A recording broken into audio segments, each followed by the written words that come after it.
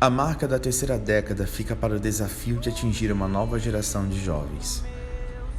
O engajamento a entrar nessa fase e viver suas vidas para o reino. Um propósito maior em uma geração ligada a tantas coisas. Nasce então a Ação Jovem Voluntário, o retorno da Festa dos Tabernáculos e a nova marca dessa década, os temas anuais. A Tati fazia parte da equipe na época, surgiu dela, na verdade, essa ideia. E ela é super tímida, né? Ela veio e falou assim, e aí, o que vocês acham de fazer isso e tal? E aí compramos a ideia também, chamamos os líderes, né, que eram mais envolvidos na época, apresentamos a situação, todos compraram, acharam bacana, o pastor João, como sempre, deu todo o apoio. Então a Ação Jovem veio aí para dar uma chacoalhada na maratona, né, onde os jovens eles tinham que realmente, efetivamente trabalhar em prol a igreja, né, em prol aos irmãos. Não, e é muito trabalho, sabe? Tipo, muito trabalho mesmo, que quando é coisa de disputa, a gente... para algumas pessoas. Não é todo mundo, mas eu sou uma pessoa que nessa área de disputa aí eu piro, sabe?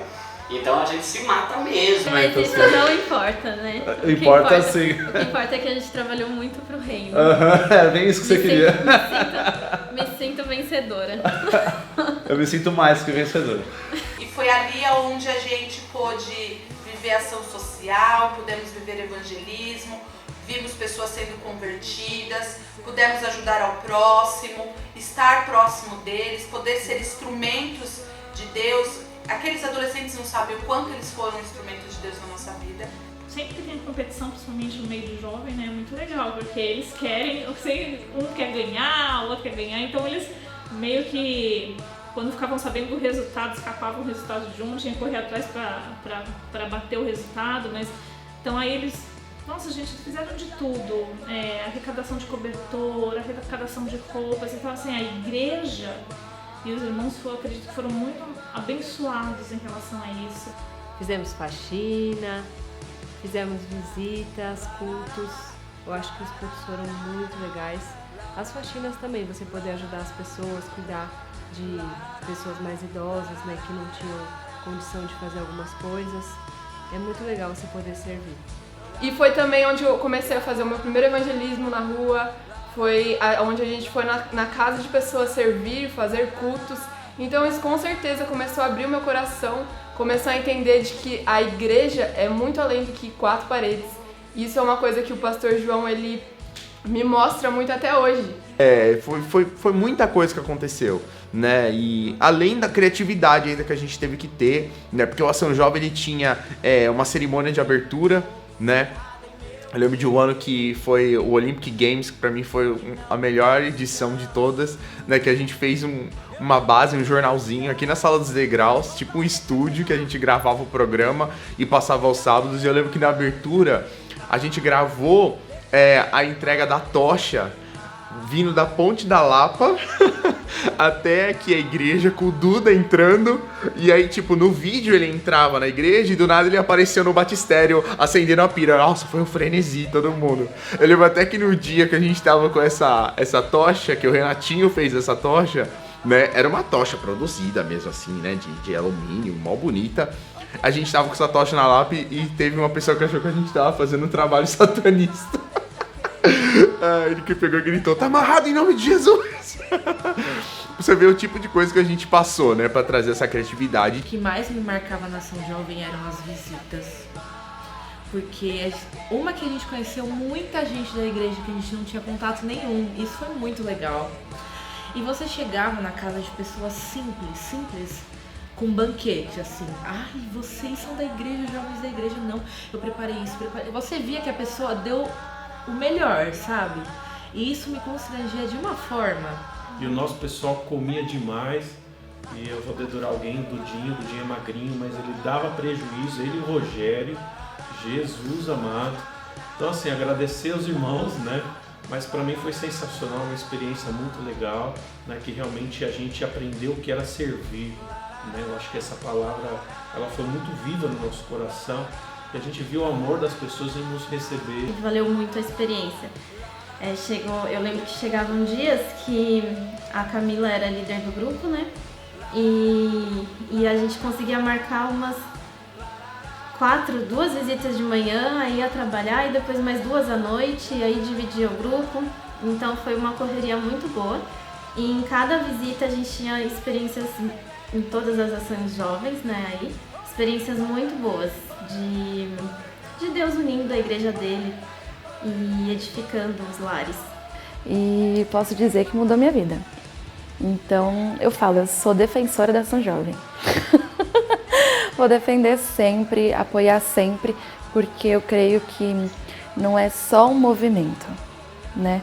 Eu creio que é algo que muda realmente, não só a vida assim, de quem abre as suas casas, né, de quem recebe, mas de nós participantes, como mudou a minha. A Festa dos Tabernáculos surgiu isso no coração dele, primeiramente, né? Retornar, né? Porque há algum tempo atrás já havia tido, depois acabou parando, né? Ficou assim, stand-by por um tempo. E aí então ele veio conversar com a gente, o que a gente achava de colocar isso em prática novamente.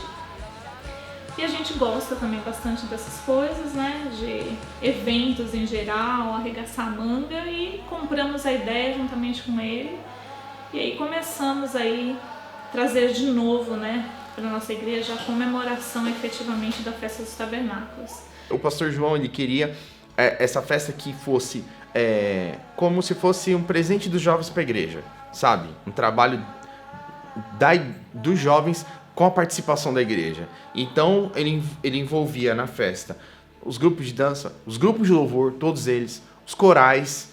Então, era uma produção musical, uma produção de decoração e tudo mais muito grande, né? A gente começa a produção da festa em julho. Para outubro tá tudo pronto, né? E eu ainda acho que é tarde. Lembro das ideias milaborantes, né? Meu Deus, quando eu falava, tem que fazer uma tenda XYZ. Aí a gente ia lá no Telha Norte, comprava, e aí a gente começa a inventar as coisas. Faz de madeira, faz disso, faz de bambu, pega... Gente, inúmeras vezes que a gente pegava escada para subir pro teto da igreja, aí que não podia também furar, e a gente tinha que pensar como que a gente ia fazer para pendurar, né? Mas, assim, cada Festa dos Tabernáculos era um desafio e a gente não queria repetir do anterior, fazia coisa nova, e foi que a gente sabe, né? A gente virava à noite, né? Então começava na quinta-feira, mas na sexta-feira era o dia e o pessoal colaborava muito, né? Então o pessoal ficava na madrugada da sexta e pro sábado, aí o pessoal ficava bravo comigo porque eu inventava mais uma outra coisa. E aí o pessoal, não, aí até uma vez eu pisei e quebrou o negócio, a gente tem que fazer de novo. Mas enfim. O pessoal pensa assim, né? Tá lá no dia, é incrível, tudo mais.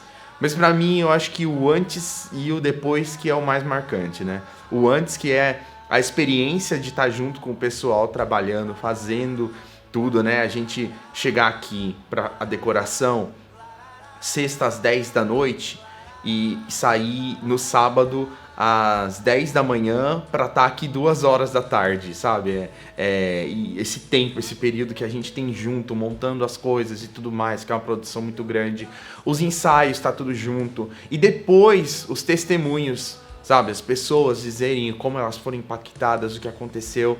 O dia é como se fosse assim, a festa, mas acaba que a gente às vezes está tão cansado que a gente nem vive tanto o que aconteceu lá no dia. Mas a festa é esse presente para a igreja do pastor, que o pastor João sempre quis dar, para trazer também esse entendimento da volta de Cristo e do papel da igreja em clamar para que Cristo volte, para a realidade do reino de Deus aqui na terra. Eu sou bem suspeita para falar dos temas, né? Porque sempre tive o privilégio de receber a apostila. Por um bom tempo eu recebia primeiro a apostila e lia. E ali também era um ambiente que você conhecia o coração do pastor, né? Ele sempre escreveu muito... Sempre foi muito sincero quando ele escrevia, né? Por exemplo, porque eu sempre lia e já preparava os estudos para preparar os professores, então eu conseguia pegar, assim, algumas essências. Aí mandava mensagem para ele, pastor, você quis dizer o que com isso?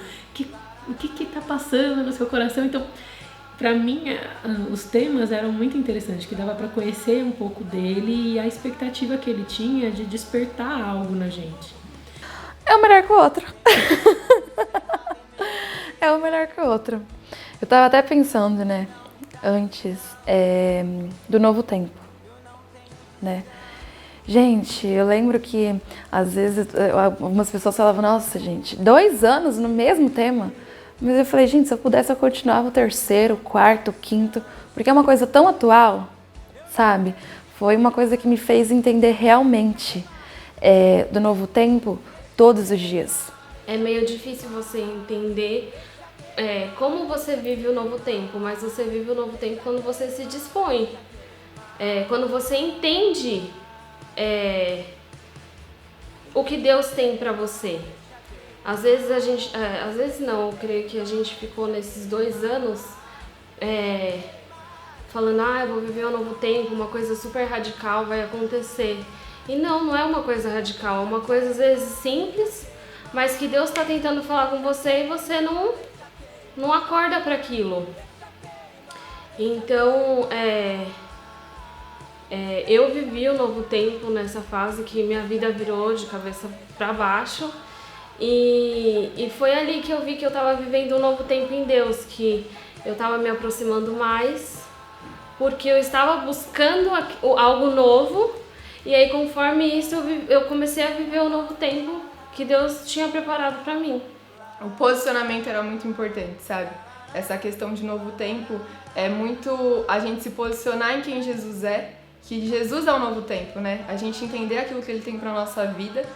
E foi onde eu tive um impacto muito grande em todos os eventos que teve desse novo tempo. Deus falou coisas muito, muito impactantes no meu coração sobre viver o novo que Ele tem pra minha vida, sabe? Sobre deixar aquilo que era velho, que ficou pra trás, e viver o novo. A UBA então se engaja em mais um trabalho mais intenso, de auxílio aos adolescentes, que marcou muitas gerações, com uma equipe e acampamentos incríveis.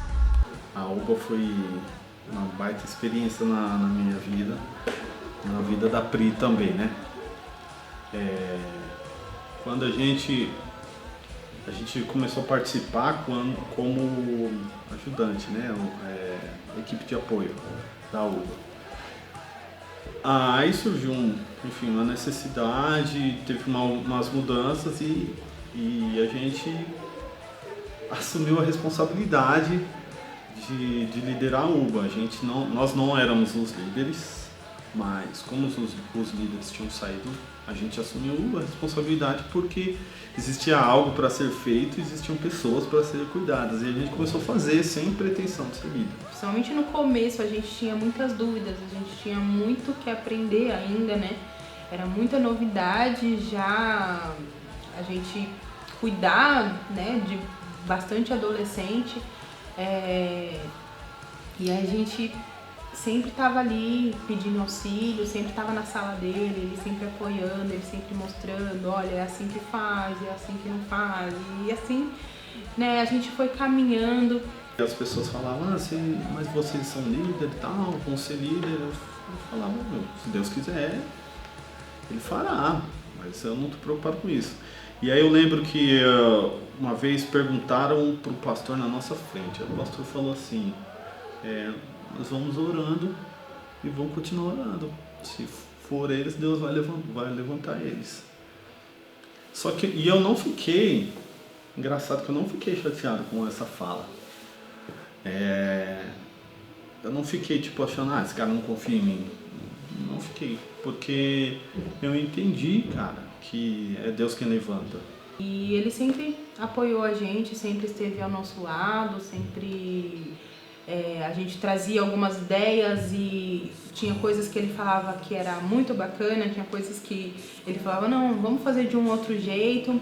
Então, eu acho que é isso que tem que ser, né? Eu acho que a gente os ministérios têm que funcionar assim. Você tem que caminhar juntamente com o pastor, trazer as ideias, né? E esperar, né? Compartilhar ali os motivos, os porquê que aquilo seria interessante para os adolescentes. A gente foi confirmado como líderes, assim, depois de um tempo. E, sempre andando junto com o pastor, sempre perguntando, ele sempre me apoiando. Tudo que eu fazia eu ia perguntar para ele. As ideias que eu tinha e tal, ele me orientava bastante. O feeling que ele tinha, assim, né, da experiência da liderança, cada coisa que ele falava, assim, às vezes ele falava uma coisa, tipo, vai acontecer tal coisa e acontecia. Foram 3 gerações que passaram com a gente e foi uma bênção esse período, foi algo, um presente de Deus mesmo para nossas vidas. Não tem como a gente, né, anos que a gente pôde servir junto, e as UBAs lá na garagem de casa, né,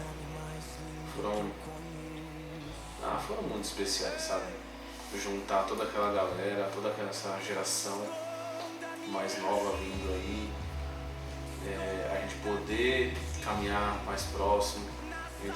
A Estherzinha era pequenininha e como fez a diferença da Esther, eu ver a Esther dançando nos louvores lá no meio da galera, a gente tocando carrom, o Senhor falando, os vizinhos batendo no portão querendo participar com a gente, vizinhos pedindo oração.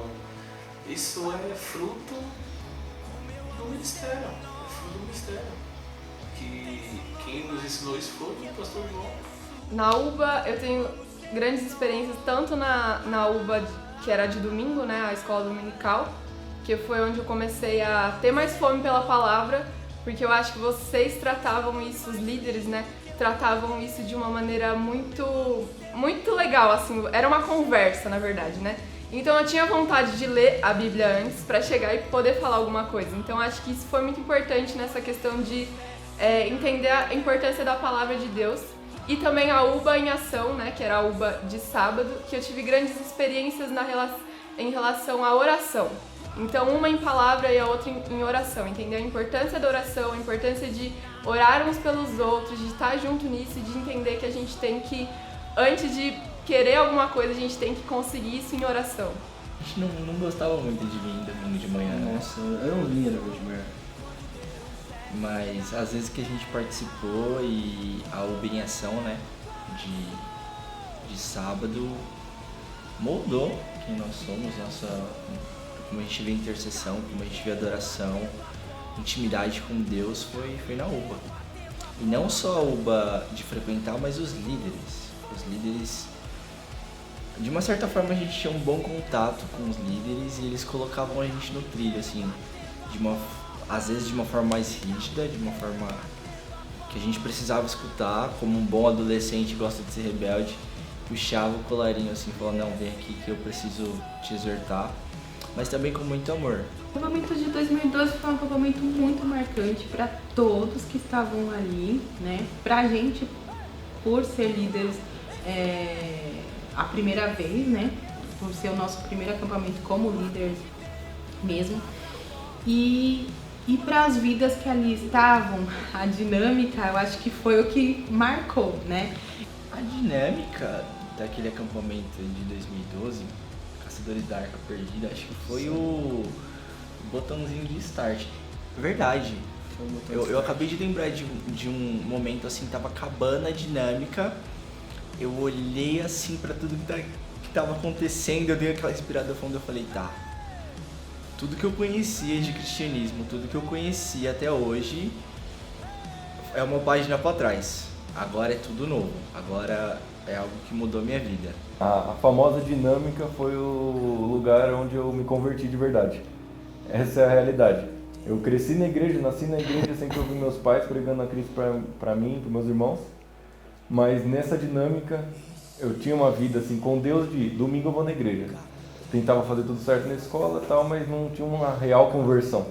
Nessa dinâmica que o pastor colocou lá, que era basicamente para você saber a importância de ler a Bíblia, saber a importância de saber um versículo, saber como lutar contra as forças malignas, né?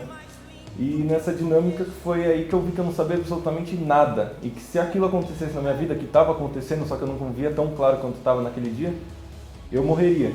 E era a morte eterna. dinâmica funcionava assim. Eram várias situações dentro do sítio da igreja, né? E que essas situações os adolescentes iam passar com o líder para ver a situação, né? De pecado, no caso, né? E eles vendo aquela situação, iria vir uma pessoa representando um espírito maligno, acusando eles de fazer a mesma coisa, né? E no início do acampamento foi colocado vários versículos-chave para a situação, né? Que a gente ficava falando como líder, decora que vocês vão precisar desses versículos. E eles tinham que falar o versículo no lugar certo, né? Para que aquela entidade, aquela pessoa representando aquela entidade, parasse de falar, né? Quando a gente teve essa ideia, a princípio, a gente achou que os adolescentes não iam levar a sério, né? E que, inclusive, eles iam dar risada, sei lá, das situações, né? Mas a gente não fazia ideia do que ia acontecer. E nessa dinâmica rolaram várias coisas, né? Umas paradas assim bem sobrenatural e diferentona e glória a Deus por isso.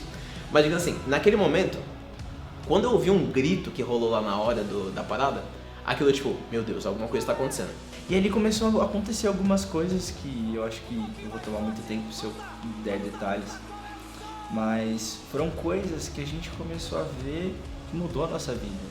Foram palavras que a gente recebeu e palavras que outras pessoas receberam que depois de um tempo a gente viu essas palavras se cumprirem, sabe?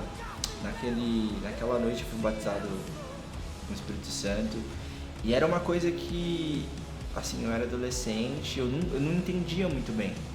Só que sentir aquilo, ter essa experiência foi algo que eu falei, uau. Como a frase que eu falei, eu conhecia um cristianismo e a partir daqui é diferente. Então de repente eu cheguei num lugar em que tinha um monte de pessoas que eu não conhecia, né? Tipo alguns jovens e tal. E pessoas que estavam lá por mim, sabe? Pessoas realmente estavam lá dispostas. Eu lembro até no começo que aquela coisa, né? Tinha acabado de converter, não sabia nada de nada. Eu colei no Wellington, colei no Lee. Mano, era o tempo todo eu ficava enchendo o saco dele, mandando mensagem. Mano, eu não entendi isso, o que esse versículo quer dizer e tal. Eu colei muito nele. E aí, dentro desse contexto todo, literalmente, a UBA foi o lugar em que eu aprendi a amar Jesus de verdade. Até os encontros que a gente fazia antes do culto, do sábado, né, tipo antes do culto, ali foi onde eu aprendi, mano, que por exemplo, eu já tinha tido a noção do Pastor João. Mas só quando eu entrei no contexto da UBA, eu vi que também era possível você ser um adolescente que queima de amor por Jesus. Então, pra mim, foi o que marcou, sabe? Então, tipo, até hoje, uma coisa que eu sempre realmente eu penso, a coisa que mais marcou a minha vida ministerial, tipo aquilo que eu vivo com Deus hoje e tudo mais, não foi as escolas que eu fiz, de missões, de ministério, isso e aquilo, foi a UBA e foi os cultos do sábado. Uma década que iniciou o envolvimento dos seus filhos em seu ministério e tendo suas vidas impactadas em cada acampamento e cultos. E o meu pai foi uma peça super fundamental, né? Eu via nele um exemplo, né, a ser seguido, assim. Eu via nele poder, né, de Deus, eu via nele autoridade. Vejo nele, né, também, mas estou falando antigamente. Posicionamento, eu via nele, né, isso e me fazia querer ser igual. Eu não levava as coisas do Senhor muito a sério. Eu demorei muito, inclusive. Mas teve um certo momento, uma experiência que eu tive com Deus, que tudo mudou. Ele abriu os meus olhos e eu enxerguei a responsabilidade que eu tenho na minha vida ministerial e não só como filho, né, de um pastor, mas assim, como filho de Deus. Eu comecei a ver isso como se fosse uma responsabilidade, assim, uma jornada, né? Não simplesmente, eu tô lá e vou fazer isso aqui. Não, eu comecei a ver isso como realmente um papel meu, né? Um dever, uma jornada minha que, independente se eu quiser ou não, eu sou filho dele e eu vou ter parte nisso. E as coisas começaram a florescer em mim, né? Começou a vir os dons e tudo mais, né? As vontades, né? De querer procurar partes de ministério e tudo mais. Então, tudo começou através do meu posicionamento de querer participar mesmo dos cultos, né, das pregações, dos louvores, deixar as brincadeiras de lado, né? E a partir dali foi uma nova vida, né, em mim. Então, isso antigamente, né?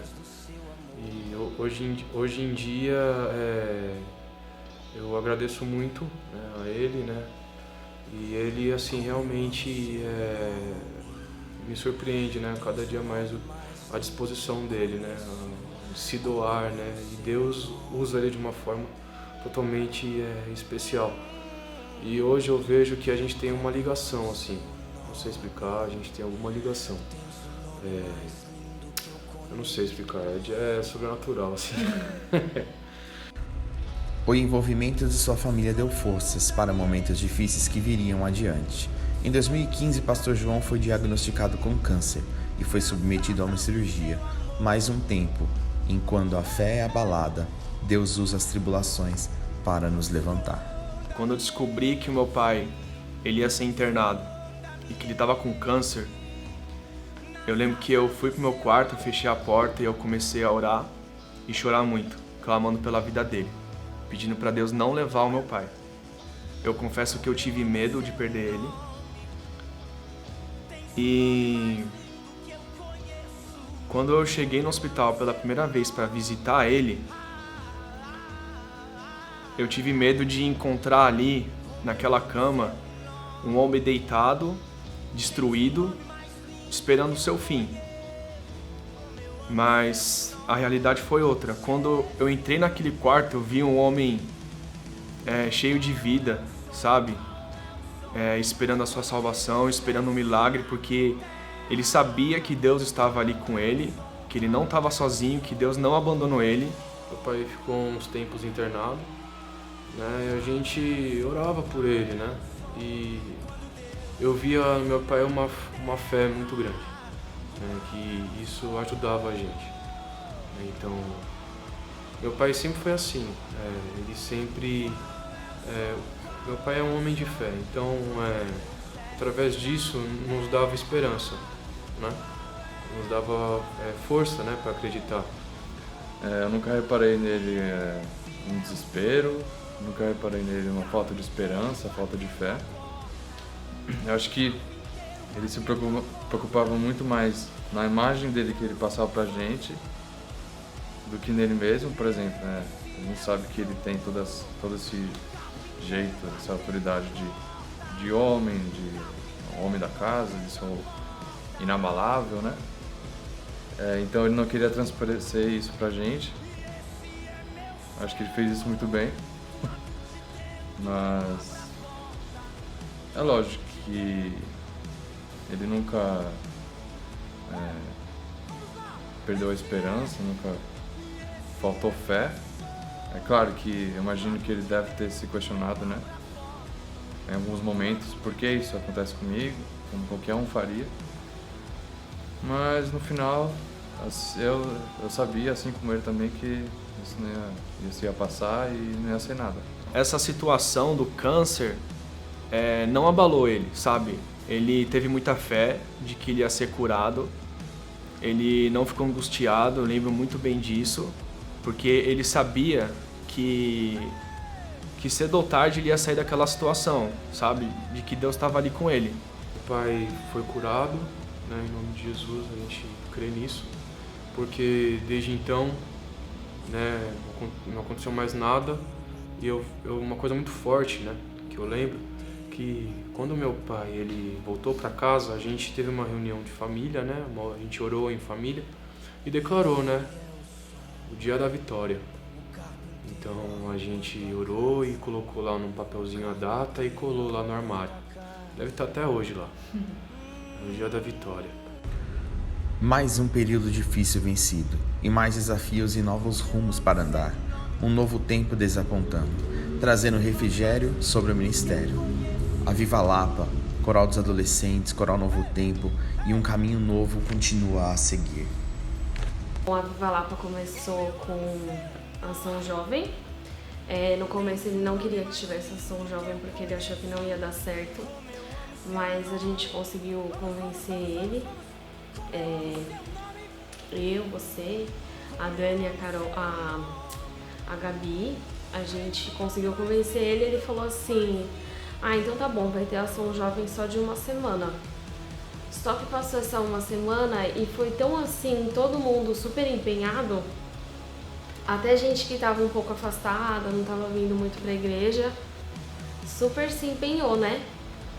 E aí duraram 3 semanas.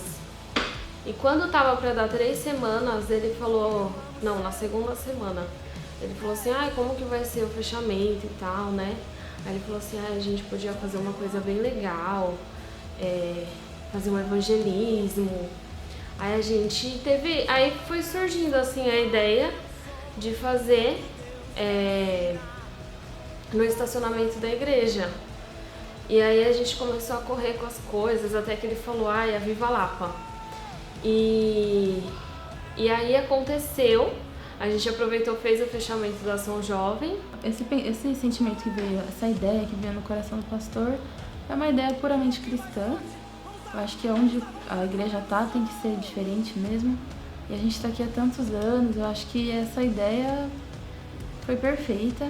A ideia era impactar a Lapa, mas acho que impactou muito cada um que participou. Eu acho que foi uma transformação também das pessoas que puderam ter uma experiência com o evangelismo, que não tinham ainda, e puderam sair para as ruas para declarar mesmo o amor de Cristo. E para fechar tudo com chave de ouro, um culto maravilhoso no estacionamento, que foi...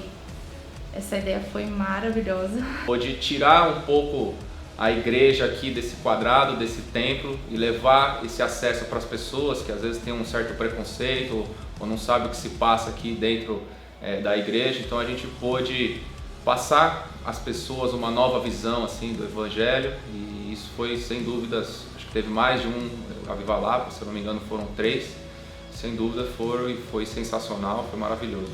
Uma coisa legal, né, do Viva Lapa, que eu ouvi de algumas pessoas falando, né, quando a gente ia pra rua, nossa, mas que igreja é essa? Tipo, onde fica a igreja de vocês? Meu Deus, eu moro aqui há tantos anos, não conheço.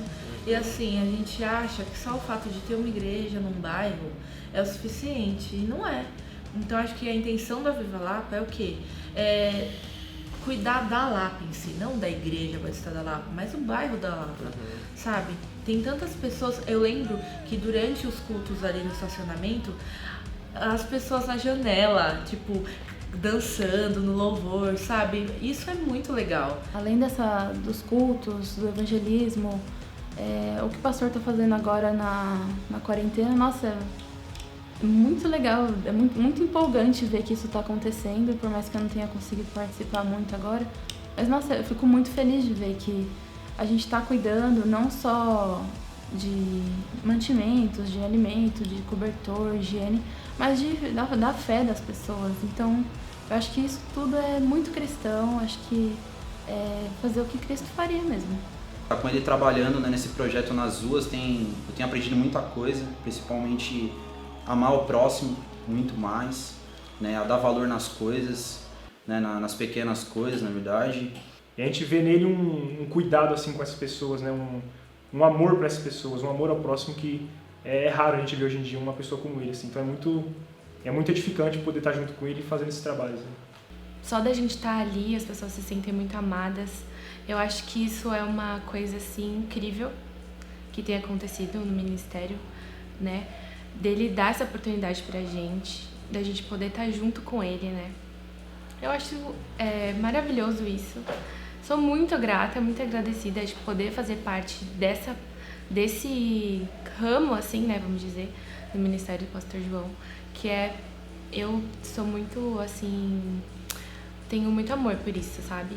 Eu acho que é uma coisa que ele faz com muito amor também, porque é uma das coisas, assim, que o Pastor João é esse amor por servir as pessoas, por trazer, né, esse tipo de cuidado, assim, de se preocupar com as pessoas que não estão, sabe, só aqui no nosso meio. Ele se preocupa realmente, assim, com essas pessoas que estão na rua, né, e isso eu sou extremamente, assim, apaixonada por essa parte. É uma coisa que ele falou um dia, né, não lembro aonde, não sei se foi numa live dele, Ele falou que Jesus ele não teme as pragas, né? E Jesus, quando ele via um leproso, via um perdido, isso era sinal de uma coisa ruim, era sinal de que esse cara era um indigente, que ele ia fazer algum mal, um bandido. E Jesus, ao invés dele se assustar, ao invés dele, né, pôr a sua mão em armas para combater essa pessoa, não, ele fazia o contrário, ele ia lá e dava de comer, ele dava abraços, ele dava uma fonte espiritual e mudava a vida da pessoa.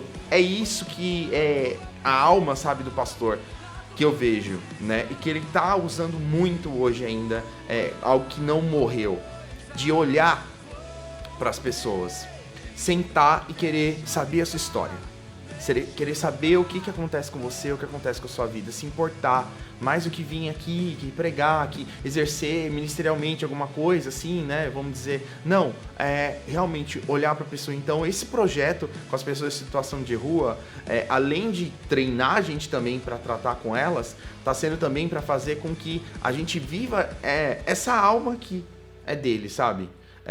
E que Cristo quer que a gente viva, né, de cuidar das pessoas.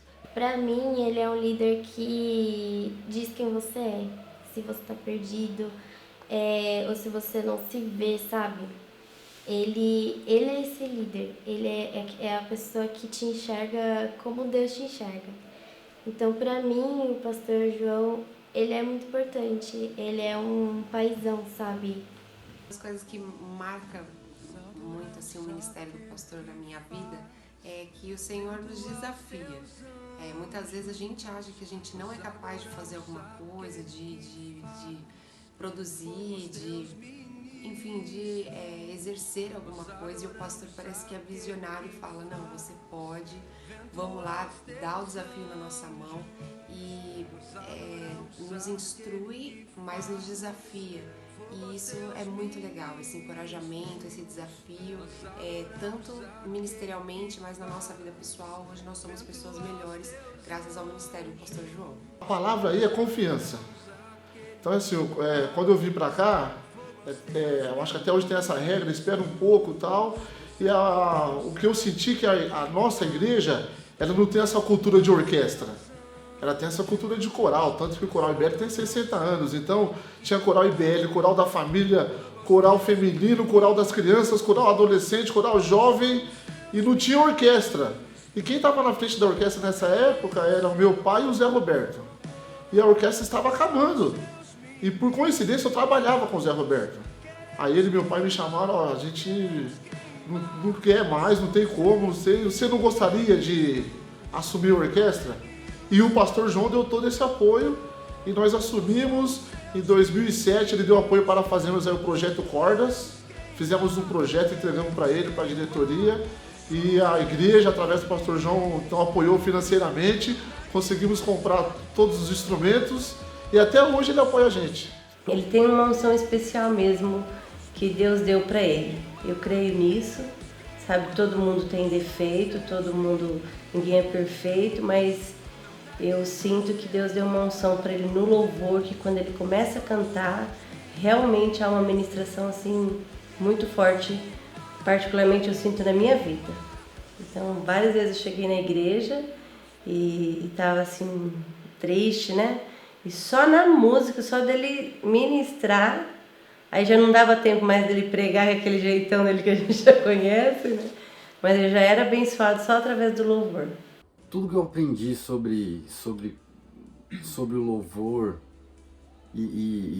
quando eu falo louvor, né, a parte de música, eu me refiro a tudo, tanto a parte espiritual de fato, quanto a própria parte de prática de banda, porque quem toca com o pastor, fião, jogou na fogueira ali, tem que se virar.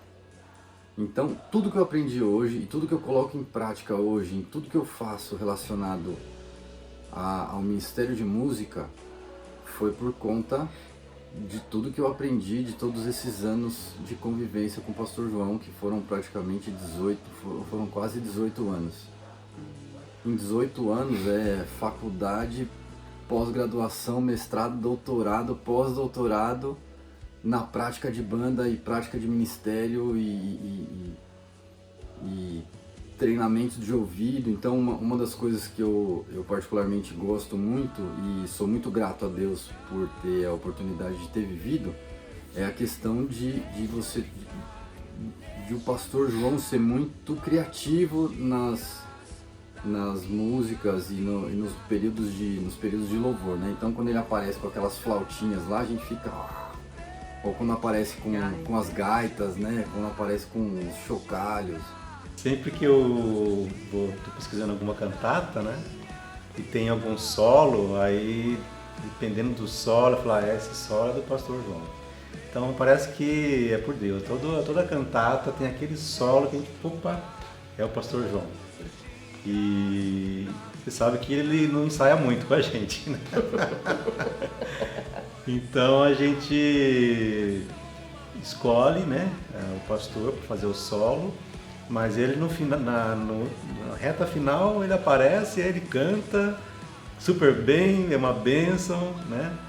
E ele tem esse nato nele, ele tem uma facilidade muito grande de cantar, de pegar as músicas mais facilmente, né?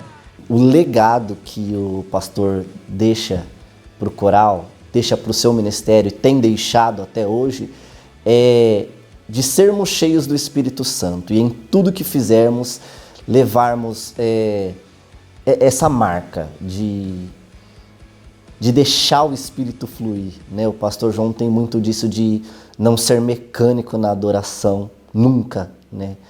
E esse legado ele tem deixado. Quando eu cheguei, ele foi um dos que mais me incentivou, porque era uma igreja grande, a gente ficava com medo, apreensivo, e ele estimulava a gente a pregar, fazer visita, evangelismo. Então ele, ao mesmo tempo que ele exigia, ele dá muita oportunidade. Foi o pastor que me deu oportunidade.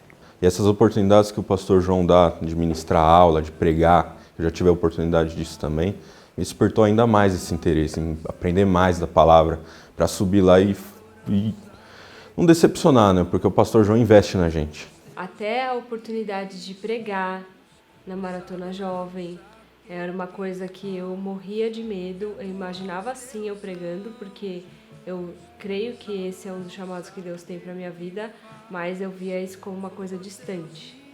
E foi muito maravilhosa a experiência que eu vivi pregando dentro da igreja. E eu sei que foi por causa dele, foi porque ele enxergou algo em mim que eu não tinha visto. Isso é um marco, né? Porque a primeira vez que eu preguei foi debaixo da liderança dele. Depois que eu conheci o pastor João, eu queria ser pastor porque eu queria ser igual a ele. O cara era o cara mesmo. É o cara, né? E aí eu vejo isso assim, tipo, hoje eu vejo os moleques andando junto com ele próximo, ele, sabe, queria esse vínculo, esse ponto de contato com essa galera.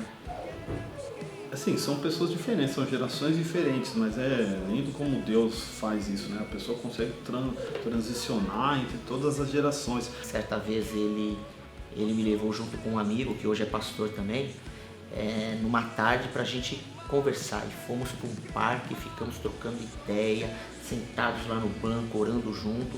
Essas coisas marcam e ajudam o nosso desenvolvimento do nosso ministério.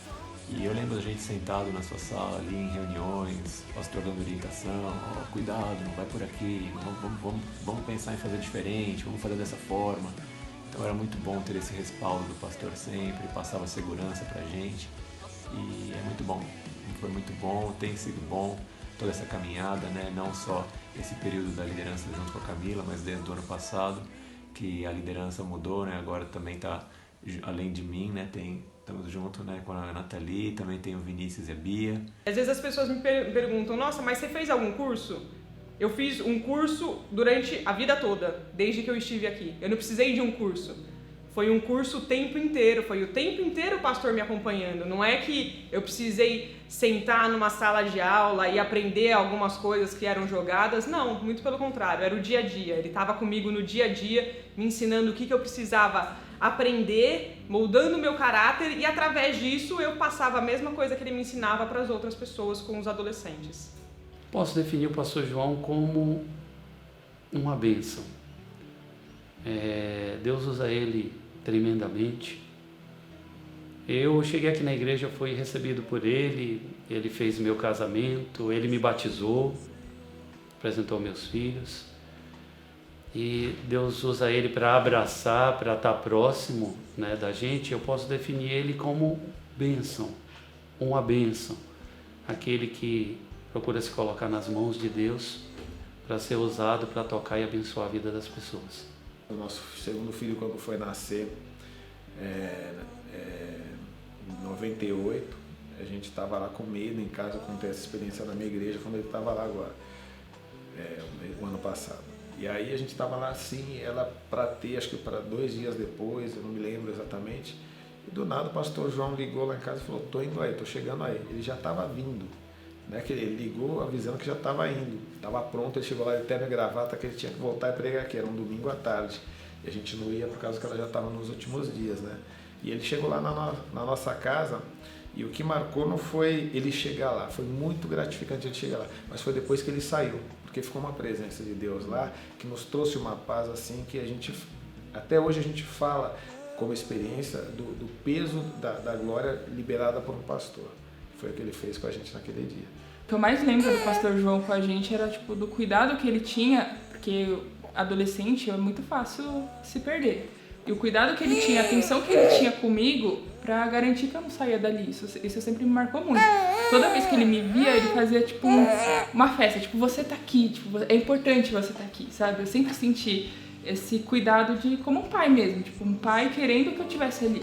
Isso pra mim foi bem importante. Envolvida, né? Muito ligado, porque mesmo depois que eu me desliguei daqui, fui iniciar um outro ciclo na minha vida, o pastor João esteve sempre muito presente, me apoiando em todos os momentos. E que o maior objetivo da vida dele é buscar o Senhor, conhecer ao Senhor. Então, nesse sentido, eu não acho que é uma coisa que muda, e isso que eu acho legal, que é a imagem que eu tenho dele sempre. Eu acho que a melhor imagem que a gente pode ter de alguém é de alguém que busca o Senhor, que tem o coração para Ele, que é quebrantado. Então, todo culto que a gente vê é de quebrantamento, uma pessoa que se permite ser tratada por Deus e faz questão que as pessoas busquem ao Senhor. Então, a busca dele, pessoal, eu acho que é o que contagia os jovens a buscar o Senhor também. A gente foi muito bem abraçado, a gente foi muito bem recepcionado quando a gente chegou assim, e isso mudou a chavinha, falou, não, aqui é o meu lugar. E eu acostumei com a ideia de pertencer a esta casa. Meu primeiro contato com o pastor João no ministério, seguindo essa mesma linha, foi ele me acordando, porque eu tava morrendo de sono no meio de um culto no acampamento. Nossa, mudou o tempo, eu fiquei todo zoado, problema respiratório. Eu só queria dormir. Ele acorda, moleque! Eu fiquei, mano, é isso, né? Tô aqui já, é o barco, vamos remar. Muitas vezes eu me lembro da minha adolescência e eu lembrar dele, assim. Nos momentos que eu me sentia triste, eu pensava nele. Eu pensava que eu sabia que ele era uma pessoa que eu poderia correr, que ele ia me socorrer. Eu acho que o pastor João, hoje, né, ele é muito mais do que apenas um pastor que tá lá no púlpito, falando e enfim, trazendo a palavra. Eu consigo ver hoje o pastor João como um amigo também. E eu acho isso muito, muito incrível, né? A gente conseguir ver ele muito além do que, sei lá, eu acho que às vezes as pessoas pensam em pastor uma coisa muito longe, né? E como eu já falei, o pastor João, ele é uma pessoa acessível e eu acho isso incrível nele. Eu acho que se eu chegar e falar, pastor, eu tô passando por tal coisa, ele vai vir conversar comigo, ele vai orar por mim, sabe? E eu acho isso muito importante, a gente entender que o pastor tá ali, que a gente pode chegar nele, que a gente pode andar com ele, sabe?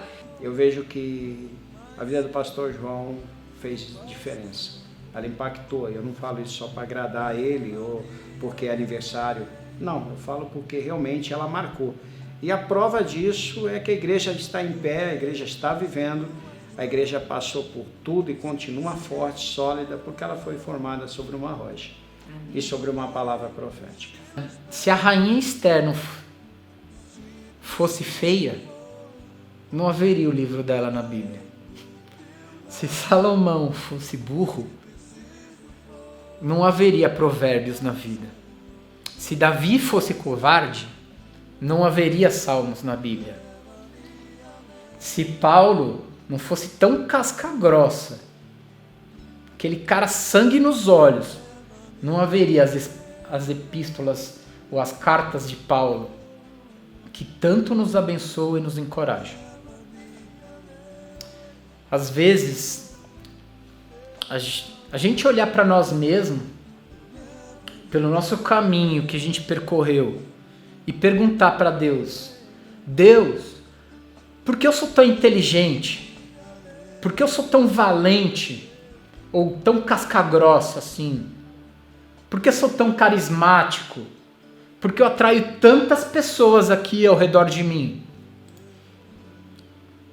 No meu caso, por que eu sou tão bonito? Mas uma coisa é certa, pastor. Assim como eu citei agora há pouco, Esther, Salomão, Davi, Paulo, a minha história de identidade não estaria sendo contada agora sem Jesus, o Senhor e o seu ministério. Muito obrigado pela tua vida, muito obrigado pela tua dedicação e muito obrigado por ser o meu pai. Obrigado, pastor. Beijão. Então eu vou cantar uma música aqui que é da época do quartel do João, que eu acho que foi nos momentos que o João estava ali puxando a guarda dele. Eu acho que ele deve ter se lembrado do Salmo 121. E ele fez a música, eu lembro até hoje como é que era, porque foi uma das primeiras músicas que eu vi ele tocando e eu aprendi a tocar.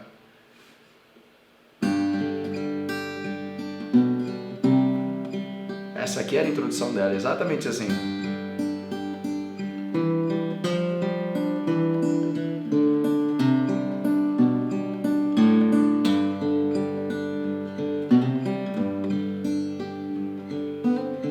Eleva os olhos para os montes,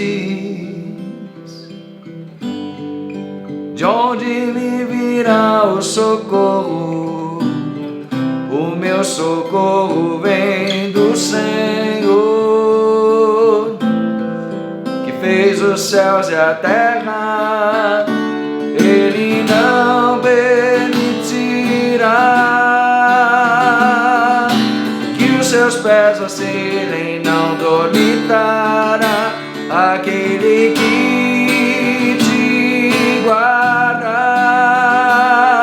É certo que não dormite nem dorme o guarda de Israel.